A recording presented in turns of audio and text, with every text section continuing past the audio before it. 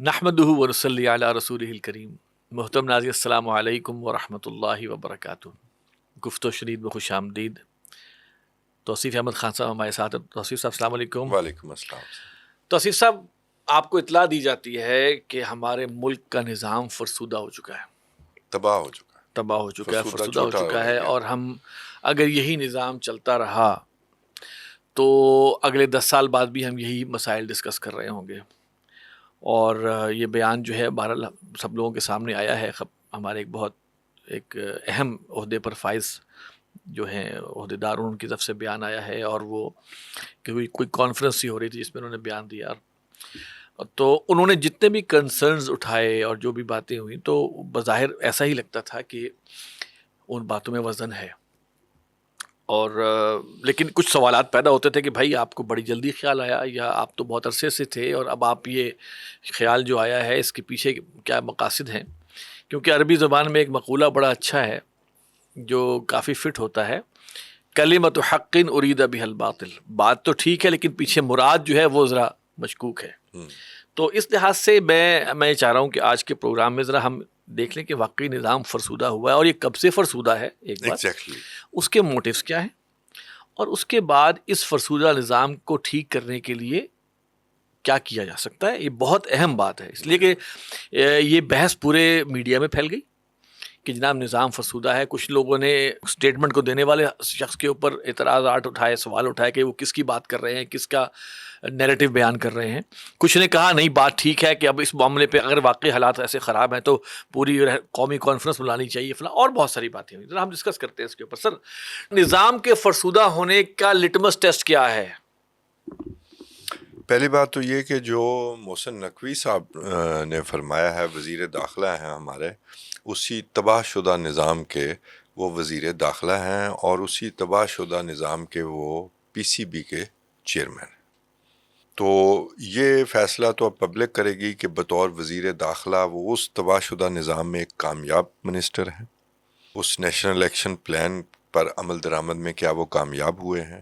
اور اسی تباہ شدہ نظام کا ایک حصہ اگر ہم سمجھ لیں کہ وہ بھی بچا ہوا ہے، تو کیا پی سی بی میں جو پاکستانی ٹیم یا پاکستانی کرکٹ جو کارکردگی دکھا رہی ہے وہ بھی ایک لٹمس ٹیسٹ ہے؟ نہیں، یہی صاحب ہمارے پنجاب کے وزیر میں اعلیٰ بھی بھی ادھر رہے بھی آ ہیں. رہا ہوں، جی، ابھی ادھر بھی اسی تباہ شدہ نظام کے تحت محسن نقوی صاحب وزیر اعلیٰ بھی رہے ہیں اور کافی عرصہ رہے ہیں. حالانکہ نگران دور تھوڑا ہوتا ہے لیکن وہ کافی عرصہ بھی رہے ہیں. اور اسی تباہ شدہ نظام کی بدولت مجھے کوئی ڈاؤٹ نہیں ہے کہ تباہ شدہ نظام ہے. وہ وزیر اعلیٰ رہے ہیں، وہ وزیر داخلہ بنے ہیں، وہ سینیٹر بنے ہیں، وہ پی سی بی کے چیئرمین بنے ہیں. ٹھیک ہو گیا. ٹھیک ہے، اسی تباہ شدہ نظام کی وہ پیداوار ہے. ٹھیک، اب یہ نظام تباہ کیسے ہے؟ مجھے تو کوئی شک نہیں ہے کہ تباہ ہے، کیونکہ اگر اس طرح جو ہے وہ لوگ پیدا ہوں گے تو میں بالکل اس کو ڈاؤٹ کروں گا. یعنی جمہوری نظام سرو نہیں کر سکتا، بنیادی پوائنٹ آپ سمجھ لیں. دوسرا یہ ہے کہ یہ کیونکہ یہ نظام تباہ ہو چکا ہے، لیکن ہم اسی نظام میں بیٹھیں گے اور ہم بتائیں گے نظام تباہ ہو چکا ہے، اور اس نظام کی جو تباہی ہے اس کے اگینسٹ جو آپ نیا نظام بتا رہے ہیں، اس کا صرف انہیں اتنا پتہ ہے کہ انتظامی یونٹ، صوبے ہی کہہ لیں نا، یا صوبے، انہوں نے ایسے لفظ یوز کیا، یہ بھی ایک ویگ سی ٹرم یوز کی ہے، تو وہ بنا دیے جائیں تو مسائل حل ہو جائیں گے. ٹھیک ہے، اب جو اسٹیٹسٹکس ہیں، گورننس کی جو ریکوائرمنٹ ہے نا وہ بڑی ڈفرینٹ ہوا کرتی. انڈیا کا سب سے ترقی یافتہ صوبہ ہے یو پی، اتر پردیش. آپ کو پتہ ہے اس کی آبادی کتنی؟ It is equal to Pakistan. Governance issue ہے. چائنا کے 6 اسٹیٹس جو ہیں وہ کوئی 18 کروڑ کی ہے، کوئی 12 کروڑ کی ہے، کوئی 14 کروڑ کی ہے. It's all about good governance sir. ٹھیک ہے، گڈ گورننس کا بنیادی جو جزو ہے اس کی بات کوئی نہیں کرے گا، کیونکہ بتایا ہی اتنا گیا کہ آپ نے یہ کہنا ہے کہ صوبے بن جائیں تو مسائل حل ہو جائیں. یہ پبلک میں ایک طرح کا ایک پبلک میں تو ایک نئی ڈبیٹ شروع کرنے کی کوشش اور حکومت میں بھونچال آ گیا اس حوالے سے. بلدیاتی نظام کہاں ہے؟ وہ روبسٹ بلدیاتی نظام جس میں ہیلتھ، تعلیم، قانون، امن و امان ان کے ذمے ہوتا ہے، جو دنیا میں ہر جگہ ہوتا ہے، اس کی بات کیوں نہیں کرتے؟ وہ لوکلائز کیوں نہیں ہوتا؟ نئی جناب آپ کو لیڈرشپ چاہیے، پولیٹیکل لیڈرشپ، وہ کہاں سے پیدا ہوا کرتی ہے دنیا میں؟ اپنی بات نہیں میں کر رہا، دنیا میں کہاں سے پیدا ہوا کرتی ہے؟ اسی لوکل باڈیز سے. اس کی بات نہیں کرنی. آپ صوبے تھوڑے زیادہ کر دیں گے تو پھر جناب آپ کام کر لیں گے. کیا ان صوبوں کا، میں شاید تنقید زیادہ کر رہا ہوں، کریں،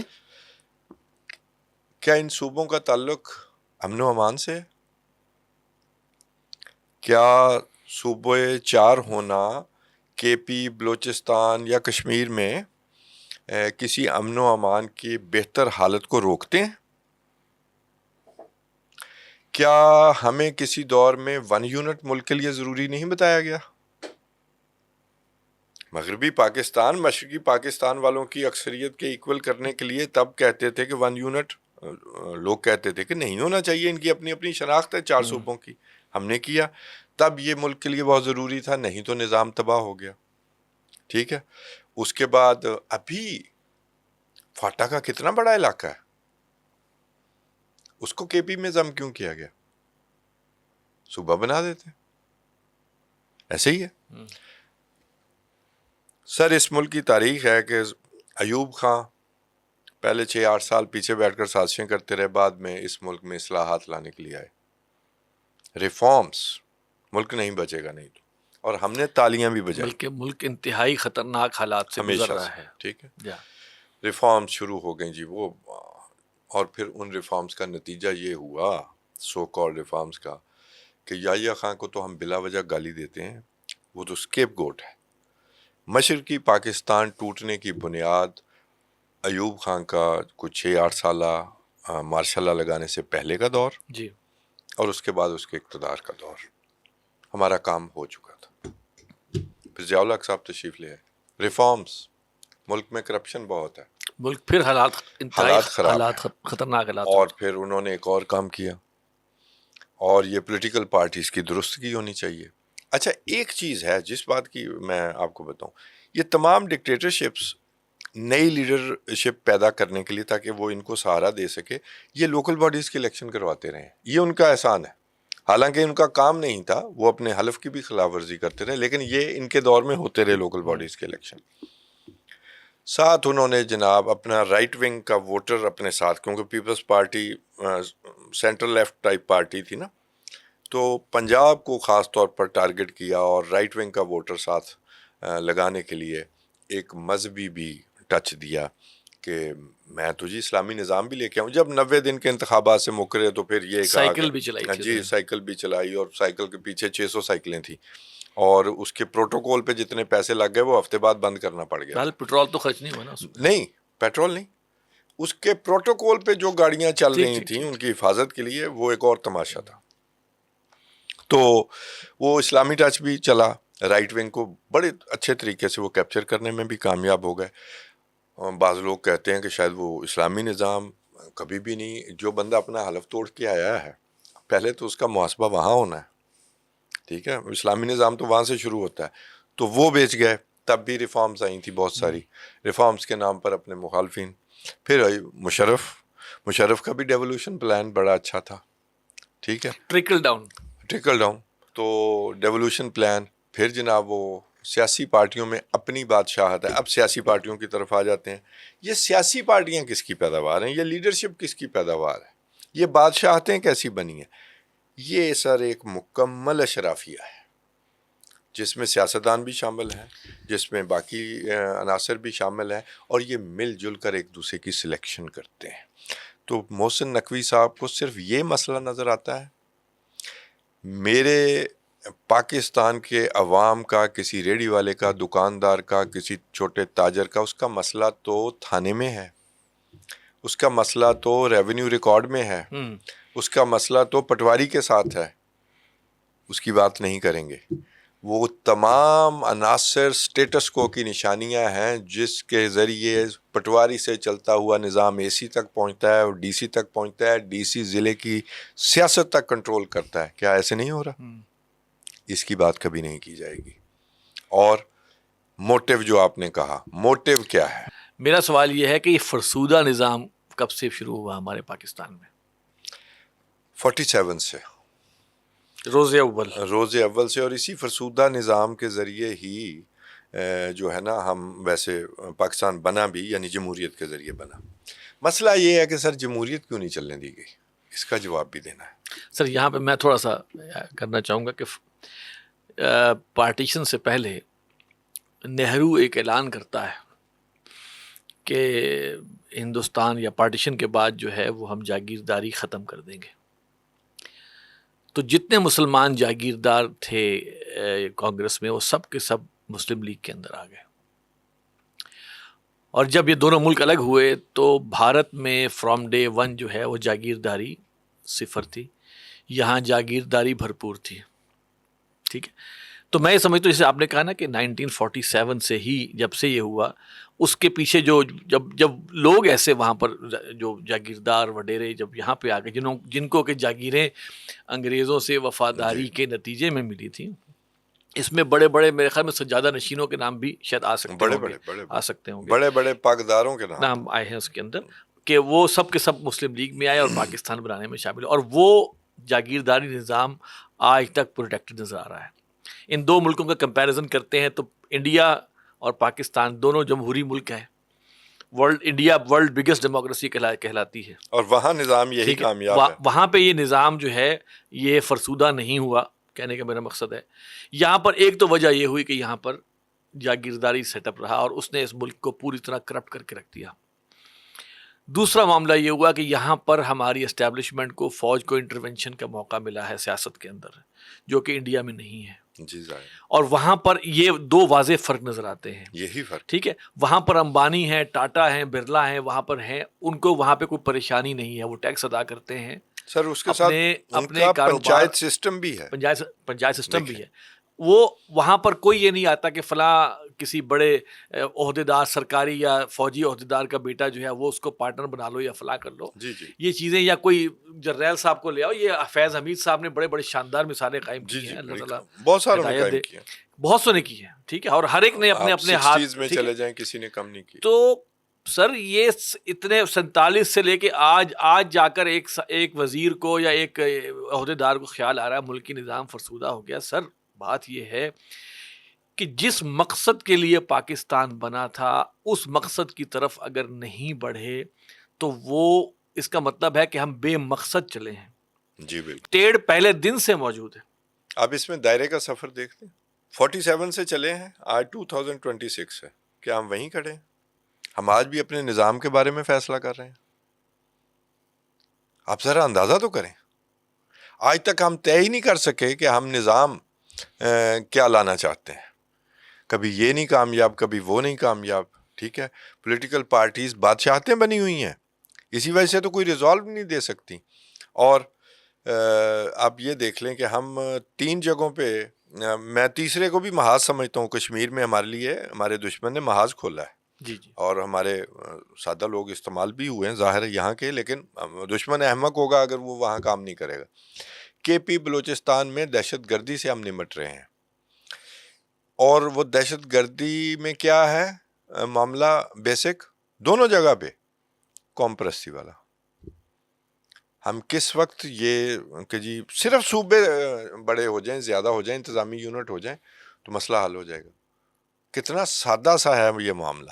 اتنا سادہ ہونے کی وجہ سے ہی ڈاؤٹ فل ہے کام. بالکل. اچھا، اس میں جو ایک اور اہم سوال یہ پیدا ہوتا ہے سر کہ یہ بات ریئلائز ہو گئی کہ فرسودہ نظام ہے اور جہاں پہ چلے تھے وہیں پہ کھڑے ہیں، بلکہ اس سے نیچے پہنچ چکے ہوئے ہیں. اور امن و امہ کی صورتحال آپ نے بتائی ہے. کس چیز کو آپ مورد الزام ٹھہراتے ہیں؟ میں نے کہا نا، ہم نے 2 چیزیں تو ہم نے فگر آؤٹ کی ہیں، جاگیرداری نظام اور اسٹیبلشمنٹ کا عمل دخل، جو کہ پھر وہی اسٹیبلشمنٹ وجہ بنی ہے کچھ سیاست دانوں کو پیدا کرنے کا، بالکل، ان کو پروان چڑھانے کا، ان کو تختہ اقتدار پہ بٹھانے کا، ان کو تختہ اقتدار سے اتارنے کا، ان کو پھانسی تک بھی پہنچا دینے کا، تختہ دار تک. تختہ اقتدار سے تختہ دار تک لے جانے کا. یہ دو ایلیمنٹس تو سامنے آ گئے ہیں. آپ کے خیال میں کوئی اور ایلیمنٹ بھی ہے؟ نہیں، بہت سارے ایلیمنٹ ہیں. آپ دیکھیں نا، آپ نے جب یہ ملک بنایا تو کچھ اس ملک کے لوگوں کے ساتھ کچھ وعدے بھی کیے تھے. تو مین ایلیمنٹس تو یہی ہیں. ایک بھی وعدہ نہیں پورا ہوا. نظام تباہ کیا ہونا ہے سر؟ نظام کبھی بنا ہی نہیں. پولیٹیکل پارٹیز خود سے فلورش کر ہی نہیں سکتی. کوئی لیڈر خود سے بن نہیں سکتا. میرے خیال سے فلرش کرنے دی بھی نہیں گئی. جی ایسی میں اس کا اس مطلب میں یہی ایک ہے. تو ایلیمنٹ، اچھا اس میں بھی ہم دو چیزوں کو ہم مورد الزام ٹھہرائیں گے. ایک تو ہم نے کہا نا کہ اسٹیبلشمنٹ کے انٹرفیئرنس رہی ہے. دوسرا موروثی سیاست. اچھا وہ بھی میں عرض کرتا ہوں موروثی سیاست. اسی لیے میں یہیں پر آپ کی بات دیکھیں. موروثی سیاست جو ہے ایک تو تھرڈ ورلڈ کا فنومینا بھی ہے. دوسرا تھرڈ ورلڈ میں جو معاملات خراب ہوتے ہیں نا، یہ میں کسی کو جسٹیفائی نہیں کر رہا، اس کی وجہ سے بھی موروثی سیاست آگے بڑھتی ہے.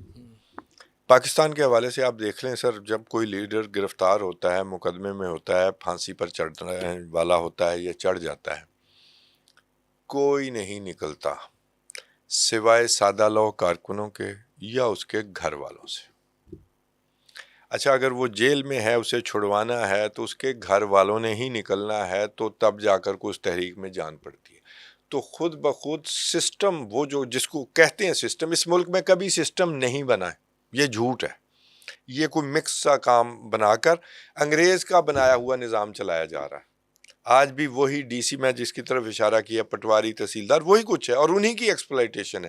انہی کے ذریعے سیاست چلتی ہے، انہی کے ذریعے لوگ تھانے کی سیاست کے ذریعے لیڈر بنتے ہیں. ایسے ہوتا ہے کہ نہیں؟ تو سر وہ جو ہے نا، بیٹے بیٹیاں، مائیں یا بیگمات، وہ نکلتی ہیں سڑکوں پر تو پھر کوئی بیل آؤٹ پیکج ملتا ہے. یہ بھی ایک ساتھ ایڈ کر لیں. اچھا اس میں اب ایک سٹیپ آئیے کہ سر ہم چونکہ مسلمان بھی ہیں، اور ہم جب پیدا ہوتے ہیں تو ہماری کان میں اذان بھی دی جاتی ہے، اور ہم دنیا سے جاتے ہیں تو تب بھی ایک نماز پڑھی جاتی ہے. تو گویا ہم ایک اذان اور ایک نماز کے بیچ میں ہیں. جی بالکل. ٹھیک ہے. تو وہ جو ایلیمنٹ ہے اس کو ہم بالکل بھول جاتے ہیں. قرآن مجید میں ہے کہ اعوذ باللہ من الشیطان الرجیم بسم اللہ الرحمن الرحیم ظہر الفساد فی البر والبحر بما کسبت ایدی الناس.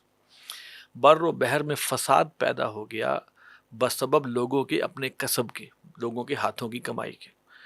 لیذیقہم بعض الذی عملوا، تاکہ ہم بعض کو مزہ چکھائیں ان کے عمل کا، لعلہم یرجعون، شاید کہ وہ لوٹ آئیں.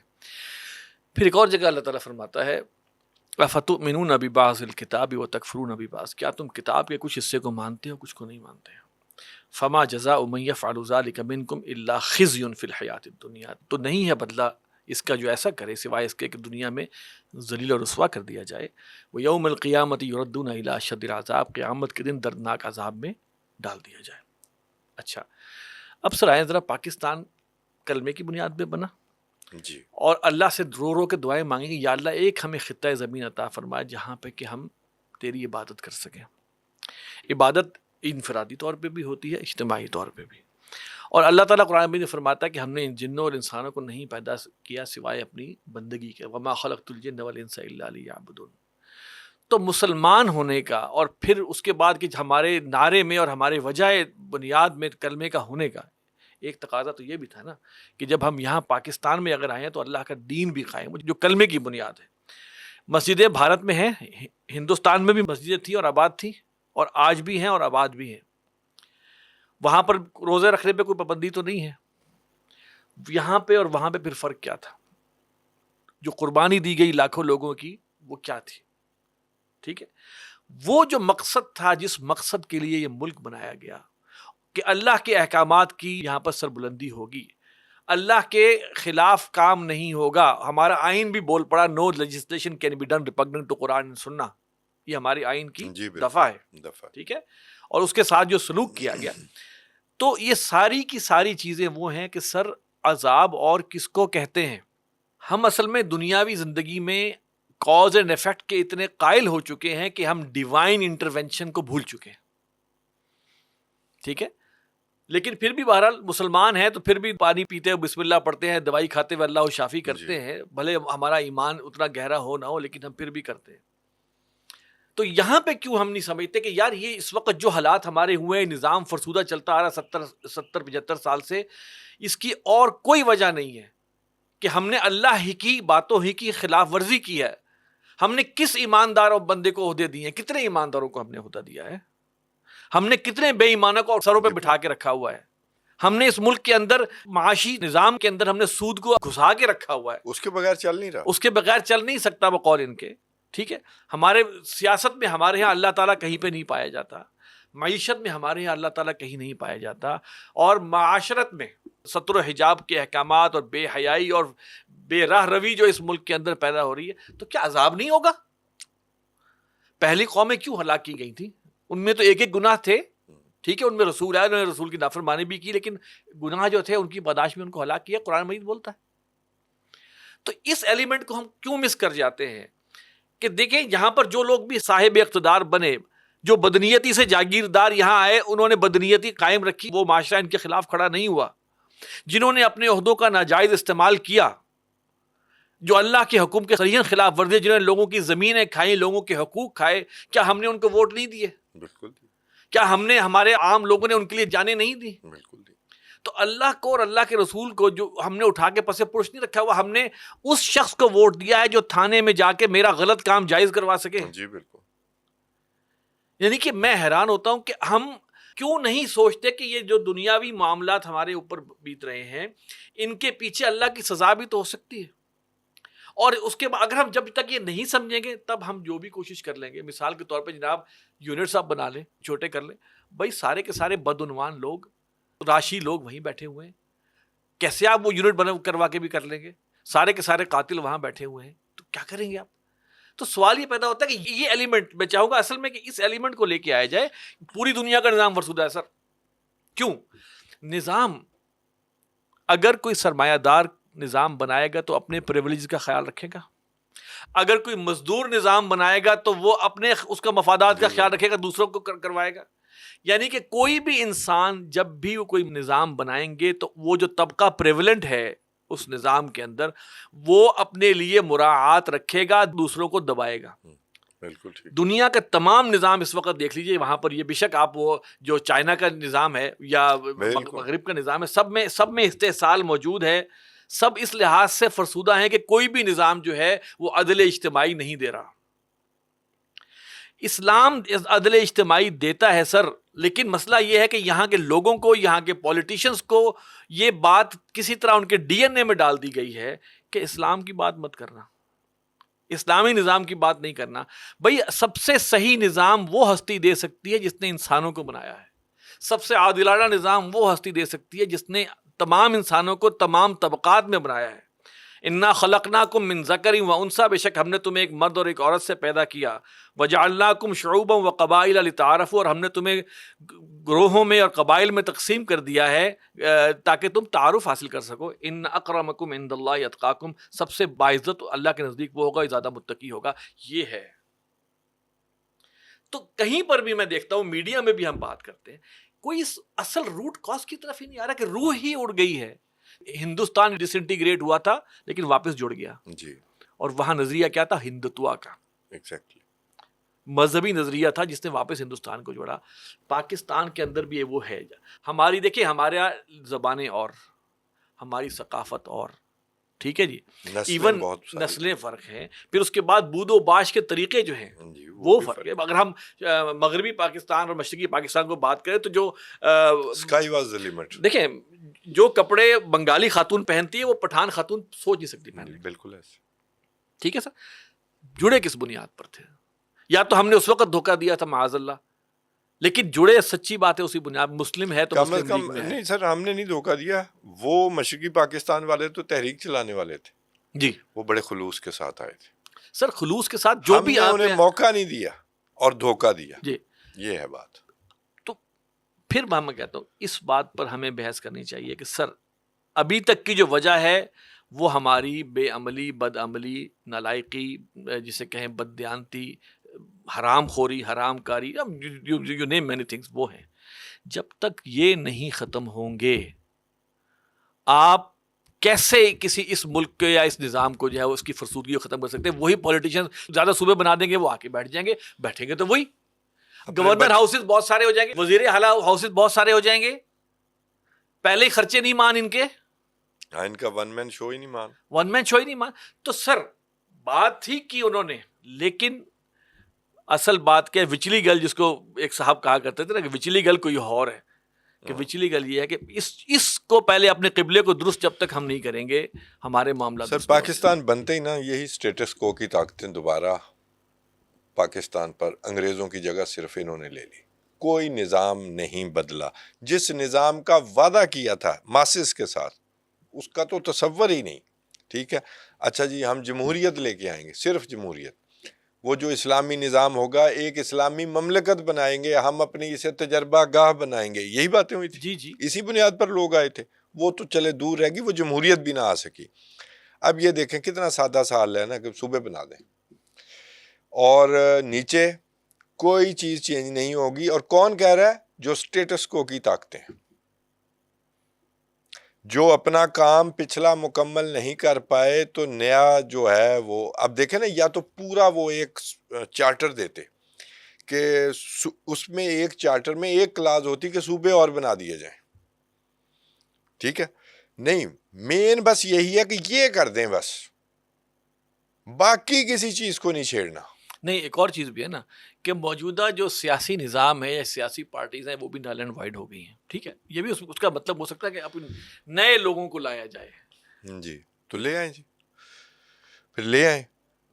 وہی جو آپ نے بات کہی ہے کہ نیت کی جو بات ہے, اس میں مجھے جو ہے وہ کچھ ایسا کانٹینٹ نظر نہیں آتا. اور آپ اس وقت جب ایک قوم پرستی کے نام پر ایک خون ریزی یہاں پر جاری ہے اور وہاں پر کسی کا نیریٹو بک سکتا ہے. دیکھیں پنجابی نے تو کچھ شاید 2 سال وہ تو کہہ دیتے ہیں, میں نے کئی کی سنا کہ انتظامی یونٹ تو بن جانے چاہیے, لیکن باقیوں کے بھی تو بنائے نا, کسی نے نہیں ہاتھ لگانے دینا. ابھی میں نے سنا کہ 6 مہینے دیے گئے ہیں گورنمنٹ کو کہ آپ یہ کر لیں, صوبے بنا دیں, نہیں تو خیر نہیں ہے. تو 6 مہینے بعد کیا خیر نہیں ہوگی؟ کیا خیر جو پہلے ہے وہ اب نہیں ہوگی؟ اور کتنا اور مزید بیڑا غر کی ہوگا. ہاں جی, اور بیڑا اس طرح کے گورنمنٹس کو یہ اندر کی باتیں کچھ صحافی لا رہے ہیں نا کہ جی الٹیمیٹم ہو گیا ہے, فلاں ہو گیا. اس سے ملک ڈی سٹیبلائز ہوتا ہے, حکومتیں ڈی سٹیبلائز ہوتی ہیں, اور اگر ڈی سٹیبلائزیشن ہی مسئلہ ہے تو پھر ٹھیک ہے, پھر کوئی ایشو نہیں ہے. صوبے میرا نہیں خیال کہ یہ بننے جا رہے ہیں, اور اگر یہ بننے بھی جا رہے ہیں اس میں باقی پبلک کے لیے جو باقی پورا سسٹم بدلنا ہے, جیسے آپ نے سودی نظام کی فرض کریں بات کر لیں, اور یہ جو آپ نے کہا تھا کہ جناب پاکستان بنے گا تو اسلامی نظام آئے گا, تو لے آئے نا, اب تو موقع ہے, صوبے بھی اسی میں ڈال لیں. مسئلہ ہے گڈ گورننس کا, وہ آپ 80 سال میں دے نہیں سکے. گڈ گورننس کیسے دیں گے جب کہ پیچھے بددیانتی بدنیتی اگر شامل ہے. میں تو آپ سے عرض کر رہا ہوں نا کہ ہم ذرا ان نارمز کو دیکھیں جو مغرب نے جن نارمز کو اپنایا ہے, اسلام کی کچھ تعلیمات کو مغرب نے اپنایا ہے, بیسٹ ہے اور اس کا پھل پایا ہیں, پھر بھی وہ کافر. حد ہے نا کہ وہ کافر ہی کافر ہے, لیکن اگر وہ کوئی اسلام کی کوئی اچھی بات کو اپنا کے اس کی دنیاوی منفعت حاصل کر لیتے ہیں تو ہم کہتے ہیں نہیں جی وہ تو کافر ہے, ہم صحیح ہیں, جو کہ ہم سارے غلط کر رہے ہیں. ہم صرف کلمہ پڑھ کے باقی سارے کام غلط کرتے ہیں, ایک دوسرے کی لیگ پولنگ کرتے ہیں, سازش کرتے ہیں, ایون اپنے ملک کے خلاف سازش کر بیٹھتے ہیں, تو ہم ٹھیک ہیں اور وہ غلط ہیں. مجھے یہ بات نہیں سمجھ آتی. انہوں نے کچھ اصول اپنائے ہیں, اور خاص طور پر اسکینڈینیوین کنٹریز میں وہ جو ویلفیئر ڈیموکریسی کے نام پر جو جان پال سارتر لے کے آیا, ٹھیک ہے, اس میں ان کی پارلیمنٹ کو اختیار جو ہے وہ پتہ نہیں کہاں تک ہے, لیکن جو ان کا ویلفیئر کا نظام ہے کبھی اس پہ بھی بات کر لیں, صوبوں کے ساتھ ایک کلاس وہ بھی ڈال لیں. یہاں پر تو کوئی مراعات اگر کسی کو مل رہی ہو نا تو وہ اگلی حکومت آ کے کھینچ لیتی ہے. جی, اس وقت جو فیول کی پرائسز کے ساتھ جو سلوک کیا ہے, جو لیوی لگی ہوئی لیوی لگا کر, اور سر میں آپ سے کیا بات کریں, آپ کی جو توانائی کا شعبہ ہے اس کے سب سے بڑے بڑے ہاتھی مراعات یافتہ کون ہیں؟ یہ پاور پلانٹس آپ ان کی بھی کیوں بات نہیں کرتے کبھی بھی نہیں کریں گے کہ جناب ان کو بھی ختم کیا جائے؟ میں یہی تو کہہ رہا ہوں. یعنی کہ آپ عجیب سی ایک رائے دے دیتے ہیں کہ صوبے ختم کر. بھائی یہ جو بیٹھے ہوئے ہیں جو کہ عوام کا خون نچوڑ رہے ہیں, وہ جو اکنامک سمٹ کروا رہے تھے, سوری ٹو کٹ یو, وہ جو اکنامک سمٹ کروا رہے تھے, یہ وہ 100-200 لوگ ہوتے ہیں. میرے اور آپ کے پاس تو ڈالر نہیں ہوتے, جو ڈالر کی بھی شارٹیج کرتے ہیں, جو اپنی شوگر میں دہاڑیاں لگاتے ہیں, جو اپنی سیمنٹ میں دہاڑیاں لگاتے ہیں, جو اپنے بجلی میں لگاتے ہیں. کوئی بجلی میں دہاڑیاں لگاتا ہے, بغیر جو ہے وہ اپنا پاور پلانٹ چلائے دہاڑی لگاتا ہے. کس کی مدد سے چلاتے ہیں وہ یہ سارا کام؟ حکومتوں کی مدد سے. سر دس از سیٹ آف اشرافیہ. اس میں آپ ایک شعبے کو نہیں کہہ سکتے کہ ایک شعبے کے لوگ ہیں. ایک خاص طرح کی اسٹیبلشمنٹ ہے جو کہ صرف آپ ملٹری کو نہیں کہہ سکتے, یہ سب لوگ اس کا حصہ ہے. میں آپ کو ایک لطیفے کی بات بتاتا ہوں. جب بھی کوئی نیا آرمی چیف آتا ہے, یہی 200 لوگ, وہ جو بڑے, یہ اکنامک کانفرنسز بھی مجھے یاد ہے جنرل باجوہ کے دور میں بھی اکنامک کانفرنسز ہوا کرتی تھی, مشرف کے دور سے یہ شروع ہوئی ہیں. اچھا, یہ کمال لوگ ہیں, کمال ٹیکہ لگاتے ہیں پاکستان کو. ایک یہ ٹیکنوکریٹس اور ایک یہ جناب کانفرنسز انہی کے اشارے پہ کرواتے ہیں. اور وہاں پر یہ وزیر اعظم کو مل کے, یہ میں 3 دفعہ تو دیکھ چکا ہوں, تو انہوں نے کہا جی وزیر اعظم اور وزیر خزانہ سے ملاقات کے بعد ہماری تسلی نہیں ہوئی, ہمیں گارنٹیز جو ہے نا وہ آرمی چیف دیں تو پھر کریں گے. اب بتائیں آرمی چیف کا اکانومی سے یا فائنینشیل ایشوز سے, وہ بھی گورنمنٹ لیول پہ کیا کام کروائی جاتی ہے جی ملاقات. اور وہاں پر یہ لوگ ایک دوسرے کے اوپر چڑھ رہے ہوتے ہیں یہ بتانے کے لیے کہ سر نیا آرمی چیف جو بھی آیا ہو, سر اب آپ آ گئے ہیں, اب آپ نے ہمیں کہہ دیا ہے, اب آپ دیکھیے گا ہم اس ملک میں کیسے ترقی کی راہیں کھولتے ہیں, اب آپ کو ہم ڈالر بھی پکڑ کے دکھا دیں گے. یہ میں ابھی ریسنٹ بات کر رہا ہوں, جب ڈالر شارٹ ہوا تھا, یہی چہرے تھے. اور ان کو وہ محسن نقوی کہہ رہے تھے کہ بھی آپ چندہ دیتے ہیں ان پارٹیز کو. محسن نقوی کو پتہ ہے کہ چندہ کیسے دیا جاتا ہے اور کیوں دیا جاتا ہے. تو یہ سیٹ آف اشرافیہ ہے, ایک دوسرے سے مل کے شوگر کی امپورٹ کی اجازت دی جاتی ہے, پھر شوگر شارٹ ہو جاتی ہے, اور پھر گورنمنٹ کے ساتھ 130 روپے طے ہوتی ہے, اور پھر یہاں پر بھی شوگر 200 روپے کلو ہو جاتی ہے. ہر سال ہوتا ہے نا یہ فراڈ, 60 سے ہو رہا ہے, کبھی تو روک لیں. یہ اشرافیہ جو ہے نا, آٹا شارٹ ہو گیا, ٹھیک ہے سر, یہ سب کچھ یہ 4 یا 5 گروہ ہیں جو مل کر کرتے ہیں, جن کو اشرافیہ کہتے ہیں. جی. اچھا, اشرافیہ کو نا قرآن مجید پتہ ہے کہتا ہے مترفین, مترفین مراعات یافتہ طبقے ہیں. جی بالکل. اچھا, قرآن مجید میں اللہ تعالیٰ فرماتے ہیں وَإِذَا أَرَدْنَا أَن نُهْلِكَ قَرْيَةً, جب ہم ارادہ کرتے ہیں کسی قریہ کسی بستی کو تباہ کرنے کا, امرنا مترفیہا ففسقوا فیہا, تو ہم کھلی چھوٹ دے دیتے ہیں وہاں کے اشرافیہ کو, پھر وہ اس میں کھلی لوٹ مار کرتے ہیں. وَحَقَّ عَلَيْهَا الْقَوْلُ, پھر ہمارا قول حق ہو جاتا ہے, ہماری بات سچ ہو جاتی ہے, یعنی کہ وہ پھر ہمارا فیصلہ سچ ہو جاتا ہے. فَدَمَّرْنَاهَا تَدْمِيرًا, تو ہم ان کو پٹخ دیتے ہیں, اس قریے کو پٹخ کے اس جگہ تباہ کر دیتے ہیں. سر یہ ہے مترفی. میں آپ کو نا ان کی جو یہ بزنس مافیا اور یہ سارے مل کر جو سمٹس آرگنائز کرتے ہیں نا, سارے سسٹم کا مجھے پتا ہے. آپ کو ایک لطیفے کی بات بتاؤں, ابھی ایران میں جنگ لگی ہوئی ہے, سیمنٹ کی کچھ پرائس اور اوپر چلی گئی ہے, کوئی 15-20 روپے. یہ مجھے کسی نے بتایا ہے. کیوں چلی گئی ہے؟ کہ اٹ از ایکسپیکٹڈ کہ ایران میں سیمنٹ جائے گا, ابھی گیا نہیں ہے, آپ اندازہ کریں. لیکن میں اس میں آپ کو ماضی میں لے کے جاتا ہوں کہ یہ کس طرح اس ملک کو لوٹ رہے ہیں یہ سب مل کر, اور ہمیں یہ بیچ رہے ہیں. مشرف کا دور تھا, سیمنٹ کی بوری سر 600 روپے کی ہو گئی. تو یہ کسی بات پر نہیں ہے, سیمنٹ کا بھی کارٹیل بنا ہوا ہے, 3-4 گھر ہیں وہ مل کر فیصلہ کرتے ہیں. تو وہ کیا کہتے ہیں جی, ایکسپورٹ کی اجازت امپورٹ کی اجازت مل گئی کہ آپ امپورٹ کر سکتے ہیں سیمنٹ. وہ جو باہر سے آنے والا سیمنٹ ہے وہ تقریباً 170 روپے کا ہمیں سیمنٹ کا بیگ ملنا شروع ہے. یہ میں مشرف کے دور کی بات کر رہا ہوں. یہ تمام سیمنٹ فیکٹریوں والے 150 میں بیچنا شروع ہو گئے تھے. یہ مجھے بہت اچھی طرح یاد ہے. اس طرح لوٹنے کا عمل جاری ہے. یعنی دنیا میں کہیں یہ مائنڈ سیٹ نہیں ہے کہ 15 سے 20% سے زیادہ پروفٹ کمایا جائے, لیکن یہ کر لیتے ہیں. پھر ان کو ایسی سمٹس کروانی پڑتی ہیں. یہ سب کچھ کرنے کے لیے یہ سمٹس کروانی پڑتی ہیں. پھر وہاں سے یہ بیان دلوایا جاتا ہے.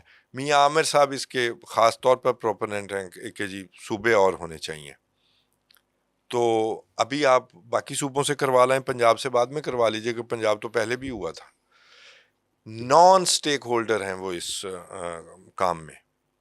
یہ وہ مراعات یافتہ لوگ ہیں کہ جس میں ایک اور شخص بھی ہیں کہ جی یہ سسٹم, ابھی بھی انہوں نے کہا کہ یہ سسٹم, ہاں جی وہ صحیح کہتے ہیں نقوی صاحب, یہ سسٹم تباہ ہو گیا. بھئی اس سسٹم کا تباہ ہونے کا سب سے فائدہ جو ہے وہ آپ کو ہوا ہے, آپ لوگوں نے کیا ہے. اگر یہ سسٹم نہ تباہ ہوا ہوتا تو دریائے راوی کا راستہ روک کر آپ نے ہاؤسنگ سوسائٹی بنائی ہے, اس کے اندر آپ جیل میں ہوتے. لہٰذا پورا سسٹم چینج کرنے کی بات کبھی نہیں ہوگی. جو چیز جس وقت 1 یونٹ سے لے کر 32 صوبے بنانے تک کا سفر ہے, پورا سسٹم صرف انقلاب سے بدلتا ہے جی الیکشن سے نہیں بدلتا. سر, اصلاحات سے بھی ہو الیکشن جاتا میں ہے. سر میں آپ سے عرض کر رہا ہوں نا کہ اب پورے سسٹم کی بات کر رہے ہیں. اصلاحات بھی پورے سسٹم کو نہیں بدلتی. ہاں وہ تو گریجول پروسیس ہے. ٹھیک ہے, یہ انقلاب ہی سے بدلتا ہے. اور یہ حالات میں کہنا چاہ رہا ہوں کہ یہ لوگ جو ہیں مترفین جو ہیں وہ حالات اس طرف لے کر جا رہے ہیں کہ عوام جو ہے اس کے اندر مزید جیسے کہ جیسے اشتعال, غصہ اور وہ پیدا ہو رہا ہے. اور پھر بہرحال انڈیا میں ایک دکھایا, کاکروچ پارٹی بھی ایک نکلی. ابھی اس کاکروچ کا لفظ بھی ہمارے نقوی صاحب نے بھی لیا. کاکروچ پارٹی نکلی اور اس نے آگے کچھ تھوڑا سا اپنا طاقت دکھائی ہے. تو یہ اس ملک کے اندر جو پورا جہاں پر کہانی لے کے جائی جا رہی ہے سر, چہرے بدلنے سے کچھ نہیں ہوتا جب تک کہ نظام نہیں بدلا جائے. اور ہمارا نظام جو ہے وہ ناانصافی پر مبنی نظام ہے فرام ڈے ون. اور دیکھیں میں والد محترم ڈاکٹر صاحب احمد رحمۃ اللہ علیہ کہا کرتے تھے کہ اگر ہم نے اپنا نظام وہ نہ کیا جس بنیاد پر جس وجہ سے ہم نے اس ملک کو بنایا تھا, تو پھر ہم کبھی بھی مستحکم یا ترقی کی راہ پر نہیں چل سکتے, بلکہ الٹا ہو سکتا ہے معاملہ. 80 سال میں آپ اپنا نظام انصاف نہیں بنا جی, سکتے. میں کل کا آپ کسی غریب آدمی کو کہیں تو صحیح کہ تھانے میں جا کر شکایت کر دے یا عدالت چلائے, اس کی جان نکل جائے گی. آپ انصاف نہیں دے سکے تو باقی چیزیں آپ لوگوں نے کیا دینی ہے. اور صرف صوبے بنانے سے. اب دیکھیں, اب اس گفتگو میں ہم نے اس بات پر تو پورا کر دیا کہ جناب یہ پاسبل نہیں ہے, لیکن کیا پاسبل ہے؟ کیا انتخابات دوبارہ کرا دینا, صوبے زیادہ بنا دینا؟ کہ انتظامی لحاظ سے اگر نیتیں ٹھیک ہوں تو انتظامی لحاظ سے چھوٹے صوبے فائدے مند ہیں. اگر مشینری ٹھیک ہو, اگر مشینری کرپٹ ہے تو پھر آپ ایک صوبہ بنائیں یا 50 صوبے بنائیں. اس کو آپ اور طرح لے لیں. ٹھیک ہے, اگر گورننس ٹھیک ہو اور گراس روٹ لیول تک ٹھیک ہو تو پھر صوبے بنانے کی ضرورت نہیں. میں کہہ رہا ہوں پھر بھی چلیں لسانی بنیاد پہ کر دیں. اگر پیچھے موٹیو ٹھیک ہے, پیچھے بنیاد ٹھیک ہے, تو آپ کیجئے, اس میں آسانی پیدا ہوتی ہے. اتنے بڑے صوبوں کو مینیج کرنا انتظامی لحاظ سے ناممکن ہوتا ہے, یہ اپنی جگہ حقیقت ہے.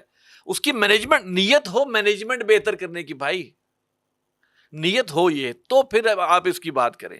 اگر نیت ہی کچھ اور ہے کہ جناب اس حکومت کو گرا دیں, کچھ ناراض لوگوں کو منا کے پھر ان کو کھڑا کریں, پھر ان سے ہم کچھ کام کروا لیں, صوبے نہیں بنیں گے. بہرحال پھر بھی میں بتا رہا ہوں نا کہ یہ جو اس وقت جو یہ ٹیزر پھینکا گیا نا, ٹیزر پنجاب آیا ہے والے تو خیر وہ تو بولتے ہی نہیں ہے, پنجاب تو بولتا ہی نہیں ہے جی. لیکن آپ دیکھ لیں کہ بھی سندھ سے جو ریئیکشن آیا یا جو بلوچستان سے آئے گا, ابھی یہ بات کرنے کی نہیں تھی. اچھا, اب اس میں میں یہ پروگرام یہاں ہمارا وقت ختم ہو رہا ہے, یہ تو اس کو میں یہاں کلوز کر کے ایک چھوٹی سی بات کرنا چاہ رہا ہوں کہ سر ایک جو نیا بحری اتحاد قائم ہوا ہے, اب ہم انٹرنیشنل حالات پہ آ رہے ہیں.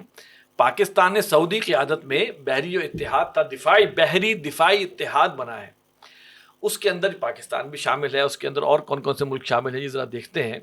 ترکی ہے, کویت ہے, بحرین ہے, قطر ہے, اردن ہے, مصر ہے, جبوتی ہے, صومالیہ ہے, بنگلہ دیش ہے, سوڈان ہے, اور کافی سارے اور ملک بھی شامل ہیں. ہاں, امریکہ اس میں شامل نہیں ہے سر. یہ اتحاد جو بن رہا ہے یہ حوثیوں کے خلاف شاید کام کرے گا, اور اگر ایران نے نہیں, آپ ایسے کہیں نا باب المندب کی حفاظت کے لیے, ریڈ سی کی حفاظت کے لیے. باب المندب کے ساتھ ساتھ آپ کا کیا خیال ہے یہ جو ہے؟ سر ہاتھی کے پاؤں میں سب کا پاؤں آ گیا نا. ریڈ سی میں کہاں ہے مسئلہ؟ باب المندب پہ ہی ہے نا. تو پھر نام لینا تھوڑا ضروری تھوڑی ہے. ٹھیک ہے, میں سمجھتا ہوں کہ اس میں یہ جو اگر یہ اتحاد بنا ہے تو ایک طرح سے تو یہ بہرحال اس اتحاد کو چاہیے کہ پہلے نیگوشیشن یا کسی کہنے بات چیت کر کے نیگوشیشنز کس چیز کی مجھے یہ بتائیے. چلے ہم اس پر بات کر لیتے ہیں. رستہ بند نہیں کرنا. دیکھیں نا, میں کروں بات, عرض کروں. 2014 سے لے کر آج تک یمن کی بلاکڈ ہے. ایک تاریخی حقیقت بتا دوں اگر طوالت نہ ہو.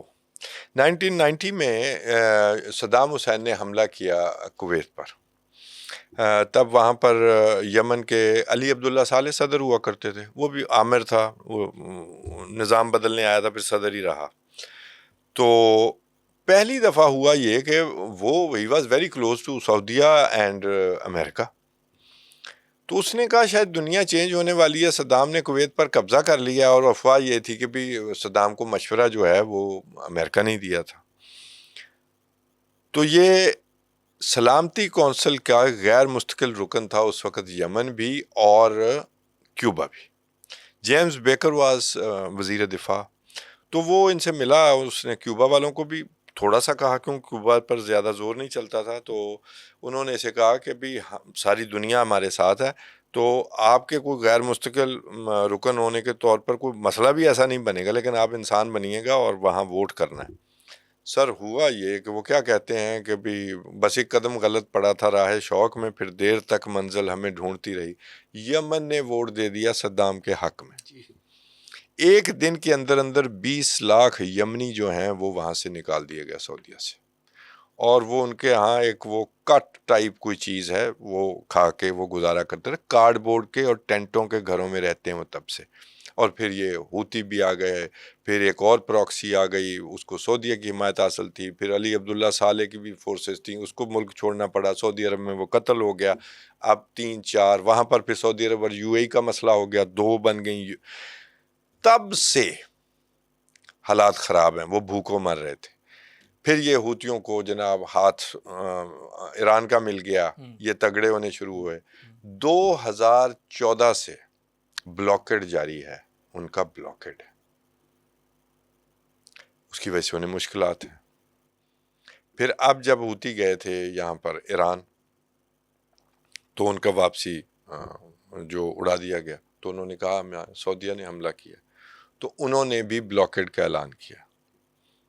ٹھیک ہے, اس کا جواب اب جو ہے آیا ہے, سعودیہ اور یو ایس اے نے مل کر وہاں پر حملے کیے. ٹھیک ہو گیا, دونوں مسلم ممالک ہیں. اسٹریٹ آف ہرمز امریکہ اور اسرائیل سے نہیں کھلی. یہ جو ان میں سے بعض ممالک ہیں صرف رونق بڑھانے کے لیے ان کا نام ہے. اس میں جو مشہور ہیں ممالک جو واقعی ممالک ہیں وہ پاکستان ہے, ترکی ہے, اور اس میں یورپی ممالک بھی شامل ہوئے ہیں. یہ کوئی 43 ممالک ہیں, باقی تو سوڈان, یمن, یہ کیا بیچتے ہیں, یا ان کی حکومتیں اس طرح. تو حل بڑا سیدھا سا ہے. بالکل ایران نے اشارہ کرایا ہوگا ہوتیوں کا, لیکن ایران اور سعودیہ کی چین نے صلح بھی تو کروائی ہے نا. آپ نے کیوں اڈے دیے تھے اس جنگ میں؟ ٹھیک ہے, ان کی بلاکڈ کھولیں, ان کے ساتھ تعلقات ٹھیک کریں. اب دیکھیں نا, صرف بلاکڈ اب حملہ یو ایس اور سعودیہ نے نہیں کیا. سعودیہ کی جو حمایت یافتہ پراکسی ہے, میں اس کا نام بھول رہا ہوں, اس نے بھی اٹیک کیے ہیں, اور اس نے بھی شاید کچھ علاقہ بھی ہوتیوں سے قبضے میں لیا ہے. ٹھیک ہے, تو سر برادرانہ مسلم ممالک والی بات یہ ہے کہ آپ بیٹھ کر بات کر لیں. آپ ان سے لڑنا چھوڑیں, وہ آپ سے لڑنا چھوڑیں. ہم ہوتیوں کو بھی کہتے ہیں کہ آپ بھی اپنی, یہ فرقہ وارانہ تقسیم بھی ہے, اور یہ اس سے بڑی آرٹیفیشل تقسیم کوئی نہیں ہے مسلمانوں کے لیے. ٹھیک ہے, یہ ہمیں لڑانے کا ایک بہت خوبصورت دشمن کے ہاتھ بہانا ہے, تو اس سے بھی نکلیں. اصل میں پیچھے معیشت ہی ہوتی ہے, اصل میں اپنا مسل ہوتا ہے. فزیکلی ملٹریلی سعودی عرب ہر طرح سے طاقتور ہے, لیکن سعودی عرب باب المندب نہیں کھلوا سکتا, جو میں نے اشارہ کیا. تو باب المندب اسی طرح کھلنی ہے. اچھا, میں آپ سے کروں, دیکھیں اب پتہ آپ کو کہ تنظیم اسلامی نے 31 جولائی سے لے کر 21 اگست تک ایک کیمپین شروع کی ہے پورے پاکستان میں, اتحاد امت. بس یہی بات, یہ ہے وقت کی ضرورت کہ ہم پاکستان کے اندر آپس میں اتحاد کریں. یہ امتیں چھوٹے چھوٹے جو ہمارے فرقے بنے ہوئے ہیں نا, ان میں بھی اتحاد ہو. ان کی ہمیں منت کرنی چاہیے, منتیں کریں کہ بھائی آپ اتحاد, ابھی اس وقت حالات اختلافات کے ابھی نہیں ہیں, کیا کبھی بھی یہ حالات اور نہیں. ہمیں ڈیوائیڈ کر کے ہمیشہ اغیار نے فائدہ اٹھایا ہے. اور یہ کیمپین پورے پاکستان میں الحمدللہ چل رہی ہے. ہم تو اصل میں ہر سال ایک میجر کسی ایشو کو لے کر ہم کیمپین کرتے ہیں, اور اس وقت ہماری کیمپین کا جو ہے عنوان یہی اتحاد امت, نہ صرف پاکستان کے اندر بلکہ انٹرنیشنلی بھی بچت اسی میں ہے. بالکل. اگلوں نے ہمیں یہ نہیں دیکھنا کہ شیعہ کون ہے, سنی کون ہے, فلاں کون ہے, انہوں نے مسلمان سمجھنا ہے. سر صرف دیکھنا نہیں ہے, یہ مستقبل نہیں ہے. انہوں نے ہر دفعہ ثابت کیا ہے کہ ہم تمہیں مارتے ہوئے کسی چیز کی تمیز نہیں کرتے. یہ ہمیں عقل نہیں آتی.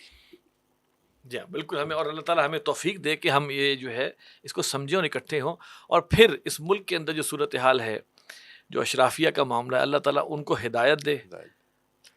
اور میں اور کہتا کیا ہوں ہم کہہ سکتے ہیں, ہماری عوام کو ہدایت اور دے. ہمارے بڑوں کو کوئی خلوص عطا فرمائے, اس ملک کے لیے کچھ کریں.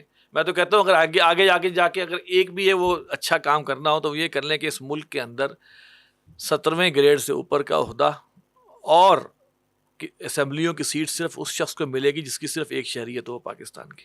جی بالکل بالکل, جس کے ڈوئل نیشنلٹی نہ ہو. ہاں یہ کیا ڈرامہ ہے, ٹھیک ہے, یہ ہم نے کیا ڈرامہ بنایا. میں آپ کو یہ اتنا بڑا ایک وہ ڈائلیما ہے کہ یہ پاکستان ہے چگنے کی جگہ اور جمع کرنے کی جگہ. ہر ایک کی جو جس کے پاس ڈوئل نیشنلٹی ہے وہ اس ملک سے باہر ہے.